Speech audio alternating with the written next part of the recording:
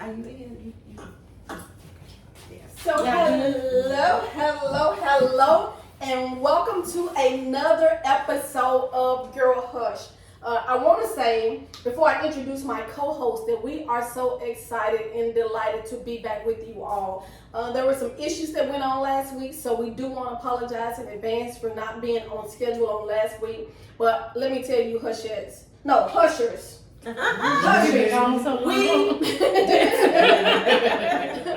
Hushers, we missed you. So we're going to start off to my left. And you know we got the statistician, Takitha. What's up, Takitha? Hello, everyone. You can't act like prim and proper now. What's been going on? I don't even know what prim and proper is. What's been going on, statistician? Just life, work. Yeah, we're back in the full swing. Work. Okay. And then we got Miss Prim and Proper herself representing Girl Hush tonight. What's been going on, Prim? Nothing much. Hey, Hushers. We are back like we never left.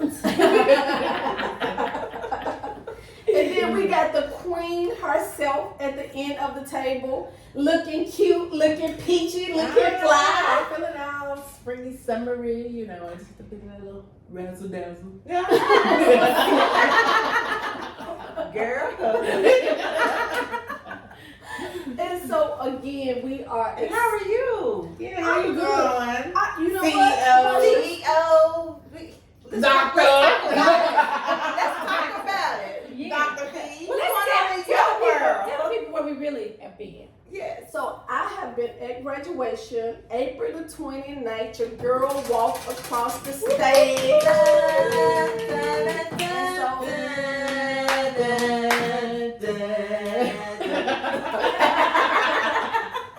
And so I'm going to just say that me walking across the stage was a testament of God's grace and mercy. I'm just so thankful for how he just took this little old girl and just kept continuing to help me to level up, and so I'm thankful for that. And we are so proud. Yes. So very big proud. accomplishment. Congratulations, Dr. Felicia Rochelle. Cobbs. And you know what, when I got back to work, you know, people were saying, hey, Dr. Cobbs, and you know, and I'm like, you know, it ain't quite hit me yet, that title. Oh, it's gonna hit me. And so, It's gonna knock me out. and so, you know, it was weird hearing that name, but it was also a blessing to hear it. It was nice to hear, but yeah, God is good. He So is. that's what's been going on with me. I'm still in graduation mode. We can tell, right? Well deserved. And so tonight, you all, because we know Mother's Day is quickly approaching us. Mother's Day is on Sunday this week. So if you haven't got your Mother's Day gift, run out and get it, okay? And so tonight, we're going to chit chat about motherhood tonight. But I will start by saying, Yeah, I now don't she even got the know, stats. like, when did Mother's Day start? Did y'all know the background of Mother's Day? No, we did not. Anyway, We did so not. here we go. Here we are, all mothers, and don't know the background. No. So Mother's Day was made an official holiday May 9th, 1914. Now I'm not going to go into who this lady is because Wait a minute, then May the 19th. May 9th, 1914. Is that today? Is It's it today? Today is Oh, tonight. Look at that. Well, that's ironic. Coincidence. Yeah. But in 1914, it became that was the year that it became an official holiday for us, okay? And 22 million phones will ring Sunday. Wow. This Sunday. This Wishing Sunday. people happy Mother's Calling their Day. moms, people be calling mothers, wishing them happy Mother's Day. Wonderful. Yep, greeting cards are on the top list of Mother's Day gifts. So that's why she said run out and get your cards now, okay? And it is also the busiest restaurant day of the year. Man, I'm not going. Yeah. We not going to have to eat at Yeah. She said I'm not going. And the last thing I'm going to say, Hushers, is that Americans will spend $31 billion. Wow. Wow. For Mother's Day. So Mm. that was pretty interesting. That is $31 billion, you all. Yeah. Wow. Yeah. How much of it is coming to our address? Probably $5. $5. Jason already told me, no, you got your graduation gift, but you gotta look. So I'm not really big on gifts for Mother's Day. I think I like to spend time with my kids on Mother's Day. Mhm. There have been times when they probably bought flowers or something like that. My son makes chocolate covered strawberries sometimes, stuff like that. But I don't really have to have like a lot of gifts. Mhm. Now you can give me the money and I can buy my own gifts. Mhm. But yeah. Yeah. So that's just kind of, it'll probably be a chill day for us. And I'll be with my mom anyway because we're together every day. So we'll probably do a little something. Mhm. Yeah.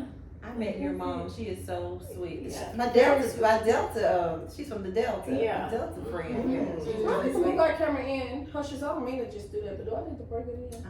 Something you So, want. okay, yeah, let's just. Can y'all see us? I'm just Leave a comment. Yeah, I'm cute from right here. I'm close right here. If you feel like you should. Yeah, If you feel like it. just a tiny bit. Just a tiny bit. Yeah. We probably won't do, it'd probably be a little chill too. I'm more like you, like I don't have to have gifts and stuff. I think we probably would just hang out. There's like a little free little jazz concert series that they have at the court Avenue Park Okay. and stuff like that. And we go and we went last year. It's really nice. Go check that out. But that park that's like on Court Avenue. Well, I don't even know what park that's called. But anyway, they have like a free jazz series every, I think, kind of second Sunday every month and stuff like that. We go, we take our picnic baskets and we set it up all cute. So that's probably what we'll do Sunday. That's nice. That'd be fun. I love jazz. I need to find out what it's at. Yeah. T, what are your Mother's Day plans? You know what? Typically for the last few years or so, I have had to work on Mother's Day. So this is my first Mother's Day being off in a long time. Usually my son lives in Baltimore. He would send his Mother's Day shout out, maybe get some flowers or something. And my daughter, she's here locally, so she would do something as well, maybe cook a meal, or she's big on getting gifts. She doesn't have to, neither one of them do, but this year, because I am off, my daughter made reservations for us to have a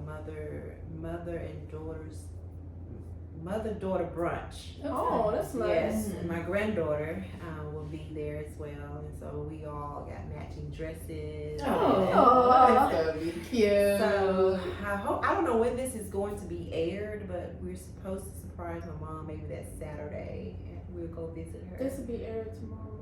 Oh well, maybe she won't have time. Oh my goodness. She just spoiled her whole She won't. Her mom is not listening. Yeah, she won't. She does listen. She is a husher.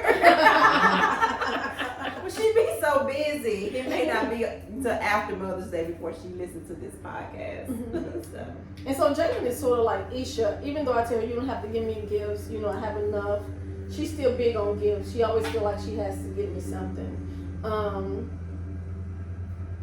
I guess because of the amount of money she spent on my graduation gift, that's the reason she told me that. And knowing her, she'll probably still surprise me with something. But for me, I'm sort of like to keep the, just being with my kids are the perfect gift. And so every single Mother's Day, and it probably won't happen this Mother's Day because we got a lot of lineup of trips we have to take. We're going to be going out of town to San Antonio in a few weeks, and then a month after that we're going somewhere else. But I normally get my grandkids, and I go down to Huntsville with my two boys, and Jalen normally rides with us. So I normally have the opportunity to spend Mother's Day with my kids down in Huntsville, Alabama. So this will probably be the first year that we don't go to Alabama. And Philip may still run me down there, I don't know. But usually that's how I spend my Mother's Day. I'm sure she'll Yeah, be and just there. having, You know, you be texting, I be like, where are you? yeah, and so just being like you, just being with my kids, that's everything for me. Being with my kids and grandkids, that's normally how I spend Mother's Day. Yeah, it is. Memories that'll last a lifetime. Always. Yeah. So, happy Mother's Day to all of you Yeah, out in Husher moms out here. Happy early Mother's Day. And let us know what you like for Mother's Day. Yeah, We enjoy reading your comments because we actually have some comments. We so do. it's pretty fun. Yeah, let us know what you do for Mother's Day. What do you like for Mother's Day? I have a question I'd like to pose to the group. What does motherhood mean to you all? You can go I was gonna start with Wendy since this is her. It's I don't know. it's like it's a calling. It's a blessing. It's it's a privilege. Like when I look at Evan sometimes, and like, I mean, like just the other day he walked past like our bar, and he's like so tall. And I remember like when he just couldn't even, like he would just barely kind of reach up and kind of try to grab cookies or something off the bar. He just walked by, and I was like, I got a little boy. I was like, he's not so little anymore. And I just enjoy so much being a boy mom, and just playing with him and seeing his little gears going and stuff like that. It's just fun. I just really enjoy it. That's something that I think I knew I wanted to be a mom. I was like 14. Like I knew that I was gonna like have kids. I was gonna foster. Like I knew that when I was like super young that I was gonna do that. And so now that I fostered, I've had my son and stuff like that. Just those little things, just coming to pass and stuff. It's just really just a good feeling. It's a good feeling. So I didn't grow up thinking that I wanted kids, but I always knew if I had one, I was gonna have two. I grew up as an only child for like 19 years. So me and my sister are 19 years apart. And I used to be always like, oh, I wish I had a sibling. And when I was growing up. And so I always said, I knew that if I had one, I was gonna have two. And then I always keep with my children and say, then I have 50-50 chance of somebody taking care of me. But I put all my eggs on. I took my gamble. Yes, All on you, Evan. So I always kid with them about that. But it is a privilege and it's fun. It's a you know what? I'll say when I had my daughter, I was younger, and I will say my daughter, I think, really was the one to set me straight in my path. Because not that I was just out there, but just not really knowing like what you want to do and not being serious about stuff. And then when I found out that I was becoming a mom, the shift changed for me. So then I had to get on the right course of like going to school, doing what I needed to do, take care of business so that I could, because I was a single mom, so that I could, support my child. So I always say like, I feel like she was a blessing for me as far as, and I don't advocate for young girls to have babies to get themselves straight, but that's what she did for me. So that was a good thing about that. And then I had the little boy, and he's just all boy, and I love him dearly. And so, like Wendy said, and I think all of us can agree that kids are most definitely a privilege. When you have them at a young age, like I had Jeremy, I had my first child pregnant at 15, had my first child at 16. You don't look at it as being a privilege. You almost look at it being like a burden or like whoa, what have I got myself into? Right. And so now as a mother, I look at me as being the picture and my children being vessels that I can pour into. And so it's most definitely a privilege to be able to pour back into and to do things that I feel like I missed out on in childhood or whatever it is. But just, as I grow, as I learn as an adult, I try to pour back into my kids. So I look at motherhood now as a blessing. I'm that picture that can pour back and to help them grow. And, I tell them all the time, I made mistakes for everybody. You just listen to wisdom. So my job is just to keep pouring back, to keep trying to be an example for them, to keep just exemplifying of what, I would want them to do. Because, it's one thing to tell kids to do something. It's just like me sitting up here with a cigarette hanging out my mouth saying, don't y'all smoke. Right, you know what I'm saying? Right. But, to actually put it into practice for them. And even when your kids get grown, you don't think they watch you, you don't think they listen to you, but they do. They do. My kid, Jeremy, he'll be 35 in July. Josh is 29, or he'll be 29 in September. No, he'll be 30 in September. And Jalen will be 23 this year. And they still listen to their mom. And so with me having that knowledge, I'm so careful about what I pour into the vessel. Because I used to not care. I used to would say any and everything that came to my mine. It came out of my mouth. But now I'm very, mindful of what I say because I realize, these are your vessels that you're pouring into. So what do you want to pour into them? And so I try to pour positivity. I try to pour Christ. I try to pour anything that's going to uplift and encourage them and inspire them and propel them to their future is what I try to do because they are my vessels and they're my babies and I don't care how old they get, they will always be my babies. Yeah. Let me see. I don't know. That's kind of it's not a tough question, but it's just hard to put into words what motherhood is. I think something supernatural occurs when you become a mother, whether it's by biological means or artificial means, but it's something supernatural happens to where you have like that special bond, that special power. I know to me as a mother is something like extraordinary, especially when you are you have these children and you are their caregiver, you are their nurturer, you become their protector, you become their mentor, you are their relationship coach, their school coach, all these things. And if they're in trouble, like this adrenaline that you get from out of nowhere, where you can literally almost pick up a car and something supernaturally occurs when you become a mother, that until you become a mother, those supernatural intuitions, those supernatural discernments, like my son is all the way in Baltimore and in the spirit I can feel like something is wrong with them.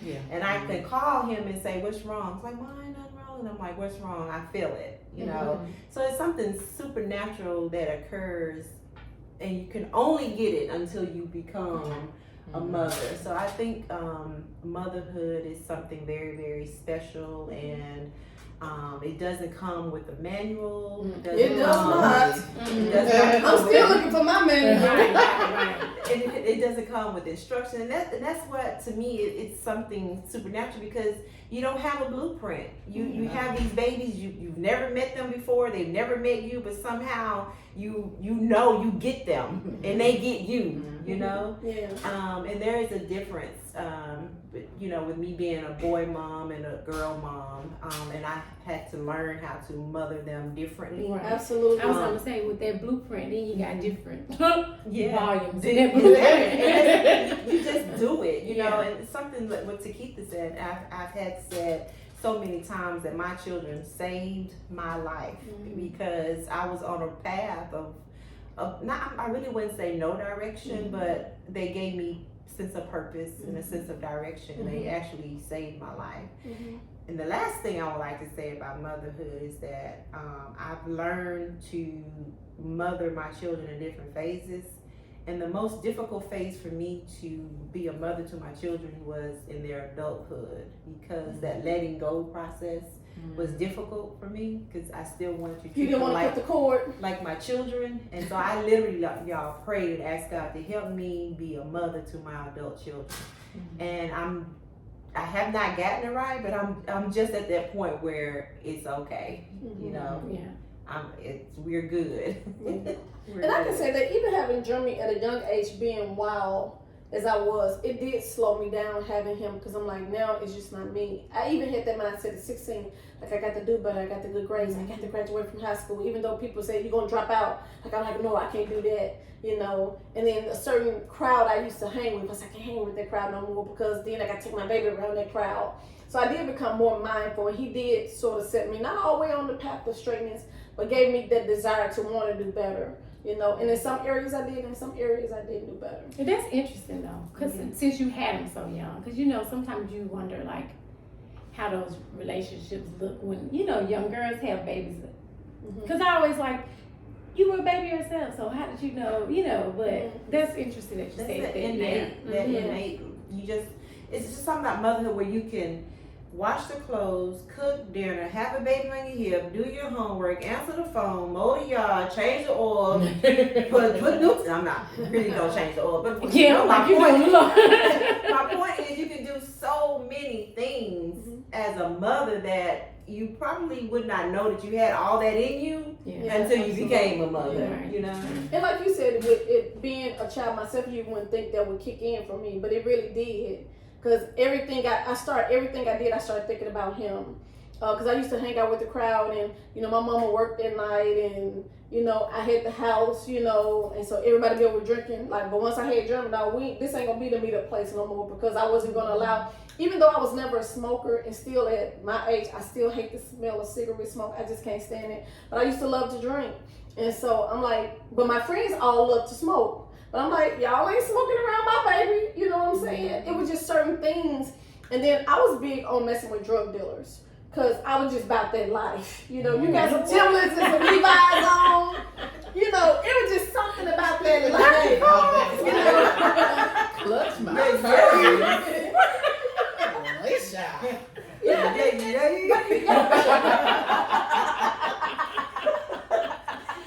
Goodness. But y'all know I'm hot. I'm honest, open, and transparent. Y'all know that's me. So I just have to be honest. And so those were just the type of guys that I like. It just still like, now we get ready to get all the way off this conversation, because I just cannot see you in this other life. But that shows you God grace and mercy, because you know what I'm saying? Sometimes People don't know like, that I was about that life. was she really about that life, or did she dream she was about that life? Now she's telling us about this life. But yeah, I was about that life. And right when I had Jeremy, I was actually dating a drug dealer. But in my mind, I kept saying, I actually prayed. This is 16 years old. I wasn't brought up in the church. I didn't know nothing about God. We only went to church I knew what the Easter speech was, though. Because, growing up, we always went to church on Mother's Day and Easter. And it was to my grandmother's church, so my mom never went to church. And then sometime in the summertime, just to get rid of it, she would send us on the bus to this Bible vacation thing. We have to get on the bus. Right. But she still never. So I didn't even really know what God was and all of that. But I remember from, going to church on Easter, it's a God I could call out to. And I remember dating this drug dealer, but I didn't want to leave him alone, because he was just fine. It's just what it was, right? But his mom had kept Jeremy. And I talk about this in my book. His mom had kept Jeremy. And they actually had a shootout with the police. This is no lie. So we all went out, because my friend, she was dating his brother. We was all going to Southwest, the same where I was talking about Southwest earlier. We was all going to Southwest. And so my friend was dating him, and she used to also ride with me when I got a car from Southwest. And so she was like, I got, my boyfriend got this brother, but she was really hooking me up because she wanted to ride to her boyfriend's house. So she felt like I hook her with my brother, then that'll be my ride to my boyfriend's house. So she hooked us up, and they both were drug dealers. And so they was gonna take us out. We had the nicest shoes, nicest clothes, and stuff that we had when we started I need to see some pictures. And they were in the house. This is no lie, I can't make this up if I wanted to. So when they took us out, I had Jeremy. So he was like, my mom will keep him for you, just like that. And so she was like, yeah, I'll keep him, because everybody loved Jeremy, because he was the cutest little red baby. He looked like just like Ava Grace look now. And so we pulled back up. And when we pulled back up, somebody came running to the car, and they was like, man, they ain't gonna get ready to bust y'all. And when I heard that, I just took off, and I'm just running, to the car.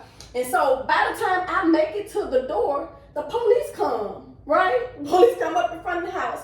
And so they have a shootout. I grabbed my baby. I remember clear as a bell, going up under a bed, I can't even call his name, but his bed was hanging up, me and John went up under, and I was crying, and I remember praying, Lord, help me and my baby to get out of this, because if you help me to get out of this, I will leave him alone. And I was just under the bed praying. And so, you thinking, because I've dated drug dealers before, so usually when they bust you, they surround the house. So I never forget, as soon as I got through praying, his mama came, and she said, get him under the bed, come on, we're going out the back door. And I'm up under the bed. I'm like, no, because they're going to be in the back, in the back. She's like, get from under the bed and let's go. We hit the back door. This ain't no lie. His mama climbed the fence, and I'm like, oh my goodness. She told me to throw my baby over the fence. No. This was one of the wire fences. This was one of the wood fences. This was people had the wire fence. So she climbed the fence, put my baby over the fence to her. I climbed the fence, and we run 3 doors down to a neighbor's house. This is no lie. And they ended up going to jail. My friend boyfriend, her boyfriend. But we was down 3 doors down, and they didn't even know that we were in the house. And so God still answered my prayers, because even when he went to jail, I was stupid enough, like, I need to try to come up with some money to get him out, right? And so he You ended was up back doing, there live. yeah, he ended up doing a couple of years, and I never forget him calling me on the phone. And he was like, "You have yourself breaking up with me now?" I'm like, "No, the judge broke us up, you know."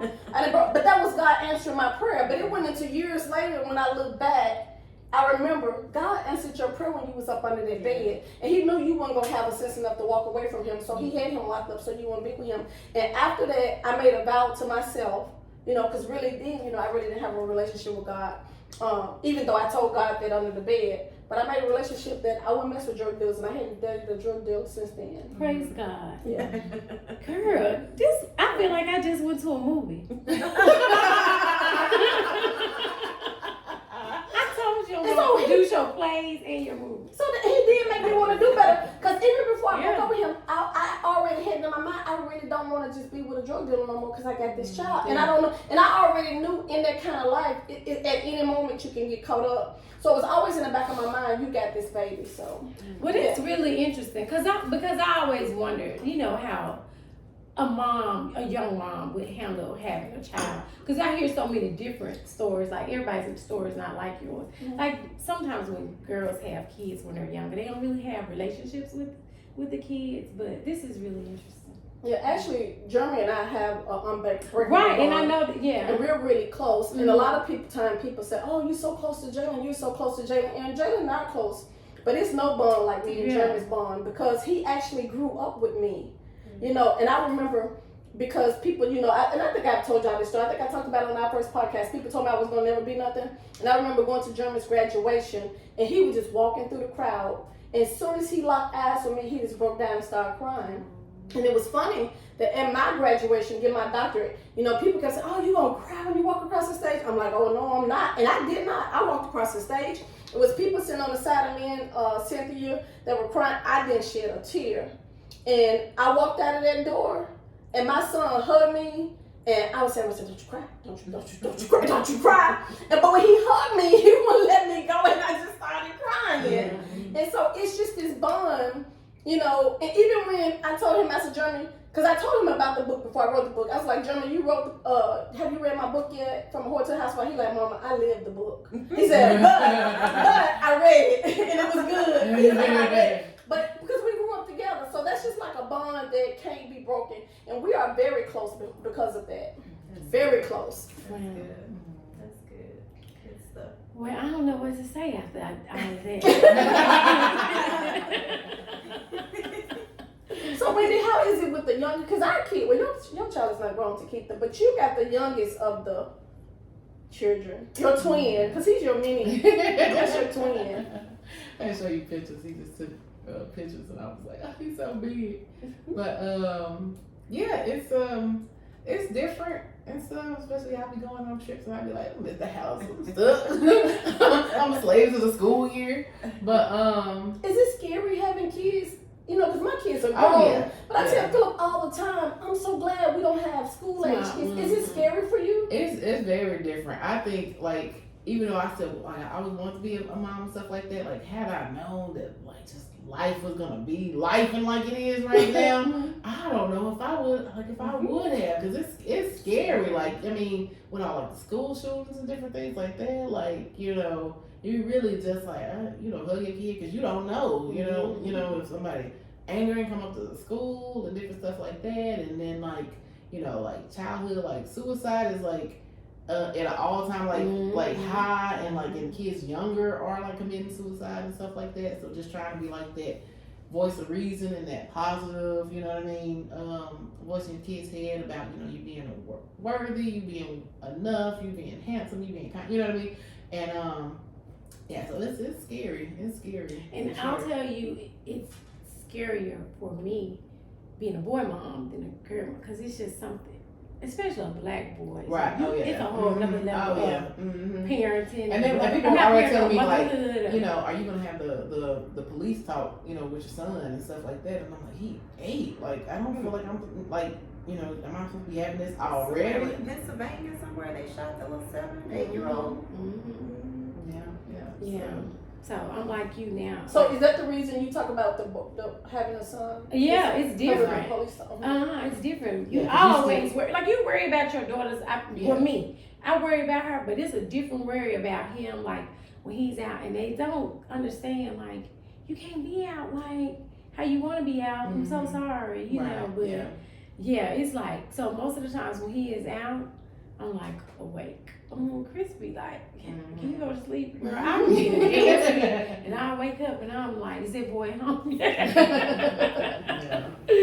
But yeah, so yeah, you probably want to have a talk. Yeah. So, Bad. Tanisha, I heard you say something about dealing with adult kids, the parenting is different. What did you mean by that? Can you dig a little bit deeper? So I had to shift from telling them what to do to advising them what to do. You know, and That's real. coming to them from as an adult, as young adults from that perspective. You know, and thinking back, like how did I want my mom to respect me as a young lady, and how she should talk to me as a young lady versus her talking to me, or my dad talking to me as a little girl. And so I just shifted from telling them what to do and put it as advising them as to what to do. And I knew you were sort of going there. That's why I doubled back to that. Yeah. Because I had to come to that same realization with my boys, well, even with my daughter, that they're adults now, they're not your little kids anymore. And I had this thing of always fussing and telling them what to do. And then the Holy Spirit revealed to me one day, these are grown people you talking to. They fully grown, you know, and you talking to them like you too. And so like you, instead of saying, you need to do this, or you better do this, I had to shift. And then like, even with men, they want respect. And I realized my boys, they're grown men. So just like most men want respect, I have to respect them. And when I came to them at the way I was coming to them, they automatically shut down. So now when they come to me, or even I go to them, my daughter or my boys, I'll be like, so what do you think about this? Or what do you think if you try this? It's not like, you need to do this. If I do this, and I have to do this. It's like, what do you think about this? Or do you think this will possibly? And I put it in question form, trying to show them, I realize you're an adult. And I want to respect that. And as your mom, I want to stay in my lane, as you put it, to keep, Tanisha, not swerve. I And it think made a Tabitha Brown, difference. she said something kind of like that when they were interviewing her, and she said that her kids, even though they came from her, she doesn't own them, or they don't belong to her. And so she's like, my goal now is, you know, that they're older, like I have to be like a resource. Yes. So that's definitely. You was going to give us an example. So my son recently, he is wanting to move. He's contemplating moving from the East Coast closer to home, and so I want him to move closer to home. But I, you know, in a former life, I would have said, well, you just need to move back to Mississippi. You need to just move back to, you know, somewhere in Tennessee. You know, just tell him. So he texted me this long text about how he was pondering this and pondering that. And so I said, son, you know, first of all, have you prayed about it? And then I said, you need to go to God, you know, answer the questions both ways. Should I stay on the East Coast? Then answer your question. Then you ask yourself, should I move closer to the South? Then answer your question. And I said, whichever way you get peace, that's the way you go. But me, as a mom, I wanted to tell him what he needed to do, because I feel like I know what's best for him. Yeah. But I'm not living in his world, so I really don't know what's best for him right now, you know. And so I wanted him to make that adult decision so that he would not have any regrets. Or look that back, moment you told me. right? Or look back and be mad with me because I suggested or I told him that he should move back. So, like you said, being that resource and trying to steer them and guide them. And it's hard. It's really because we've been moms for so long, so it's hard to come as the resource versus And I'm your mama and you do what I And said. sometimes you take that approach because you really try to get them not to make the same mistakes that you made. So it's like, listen to what I'm telling you, because I've been there before. So now that may be a struggle for me, sis, while you're saying a resource and not cause see, I'm the other way. You still in parent mode. Yes. And not resource. It's hard. It is It's hard. And I actually literally had to ask God to help me to be a parent to adult children, because they were not the problem. They were doing them. They were going along as they should go. I was the one that was stagnated. Yeah. You know, I was the one that needed to change, you know, as far as how I perceive them as my children. You know, these are my children, but these are now these not little people anymore. Yeah. These little people are growing up, and Yeah. they can make decisions for themselves without your, you know, Input. your input. You And know, like Takita said, I think it's because sometimes we can see them going down the wrong path, and we don't want them to make mistakes. But just like we had to make it, they're gonna have to make mistakes. And sometimes life is his best teacher. I know when my kids were coming up, I was always worried about Jalen. You know, I don't want her to be molested. I don't want this. I don't want this. I don't want this. And it was always worrying about that girl. But now, as my boys have gotten older, I'm more like you. Like, they're grown men, so I know they're targets. You know, they already got the world on their back. And so every day that I pray, I'm like, Lord, when they leave home, help them to make it back. Because they could be that George Floyd or that Tyree Nichols, you know. And it's sad that that's my worry. Right. You know, that the person who vows to keep them safe, which is the police, could be the one to take their lives. I remember when we were staying in West Memphis, Arkansas, we were staying in a nicer part of West Memphis. And so Josh was coming home. Well, we were staying in, I ain't gonna say the middle part of West Memphis. You got the bad part, the middle part, then you got the good part. We was in the middle part. And he was dating a little girl that stayed in the nicer part, which is on down Broadway, which is closer, you know, where the bigger houses are. And he was going visit, and he wasn't speeding, he wasn't doing anything. And they stopped him, handcuffed my baby, put him on the ground, and they couldn't find anything in his car. They couldn't do anything. And thank God he got a praying mama, because they could have planted something on him. And they ended up letting him go. But their question to him was, what are you doing in this neighborhood? But keep in mind, at that time, it was black folks. The girl he was dating was black, you know. So they were African Americans, but they were like, what are you doing in this neighborhood? And then probably a year or so after that, Jeremy down in Huntsville at Oakwood, and you know how poor college students is. So some little girl like him, so she decided, because I like him, I'm gonna wash his clothes for him, right? So he going to get his clothes washed in this apartment complex. Again, they had a dog sniff his car this time. They handcuffed him, put him on the ground, okay, and searched his car, whatever. And they was like, oh, you fit the description of somebody they said that was over here doing something. I forget what he fit the description for. And so my son asked him, what's that description? A black man? Because what description do you have? And they couldn't tell him anything, but he knew it's because he was black. And probably a couple of years after that is when we started hearing about all of the different cases. So like you said, now my worry is different. Whereas I'm not worried about the gangs and the drugs in school. I'm just worried about, are they going to get beat down by the police? What you saying? Well, I don't know if I'm just gonna go with the police. I'm just saying, like, being out in the streets, because these little young kids, some of them are rough out here. And so I do worry about the police, but I do worry about, like, who he may associate with, or is he gonna be in the wrong place at the wrong time with some of these little young guys now, because they got guns and they popping out, you know. So that's like my big fear now, like, because they just shooting them. Going live on Facebook. Right. You know, so Crazy. Mm-hmm. Did y'all see the news last week where the people from Iceland was here, and they said they came down from Memphis in May. They came all the way from Iceland from Memphis in May, but they were in their hotel room and they heard about the shooting on Beale Street that was a couple of Sundays ago. And so it's like, we don't even know if we want to attend. And it was like, because where we're from, just lay people, like regular everyday people, don't have weapons. Only our polices, you know, our law enforcement. So it was like a cultural shock to them to come here and knowing just everyday Joe Blows got Glocks and 9mm, you know. And they was like, it terrified them. And so, yeah, you're right. It's scary just being. I know me and Philip, we were out in a slingshot a couple of days ago. We were just cruising around, and we just got on the expressway. We was headed toward downtown, just driving around, because he loved his slingshot, and if it's a nice weather, he gonna make sure we get in it. And these guys, they was in an SUV, and it was 4 of them, 2 in the back, 1 in the front, and they rolled down the window, and they were just sitting on the window. You know how you just get out and sit, and they had to be going like 90 miles per hour.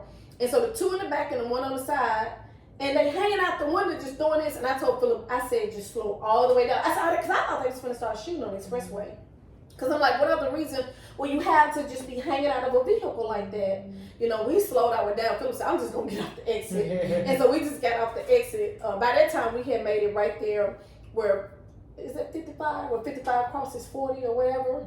And so we got right there off the, what is that?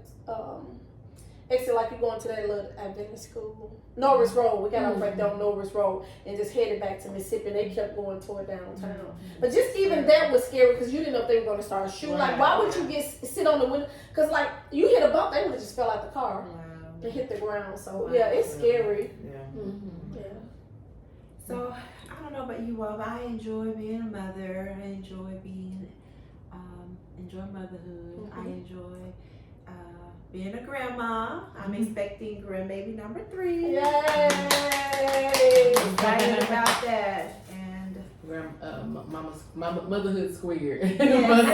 Motherhood continue. Yes, I have enjoyed being a mother to my children's friends, you know, or being that mother-like figure. You know, it's a beautiful thing being a mom. It is. And a grandmother. I feel like being a grandmother is a second opportunity. So wherever we messed up at in our parenting, I feel like grandchildren are your second chance. Do you feel like that sometimes?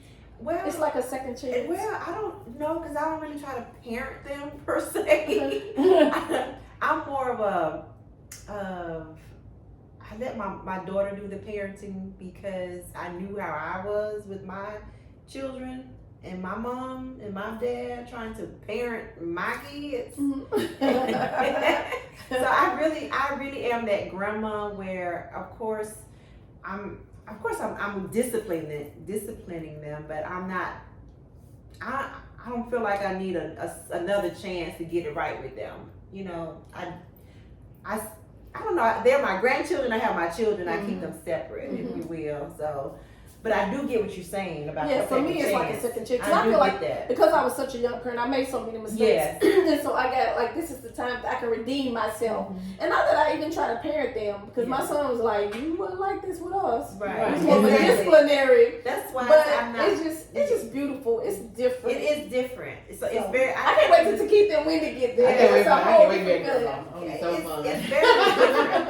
I don't even like try to be. We eating ice cream 9 o'clock in the morning. Yeah. Everything y'all couldn't do, we doing. We get gummy bears all day long. You We're know. going to Disney World on a Tuesday. Might as well.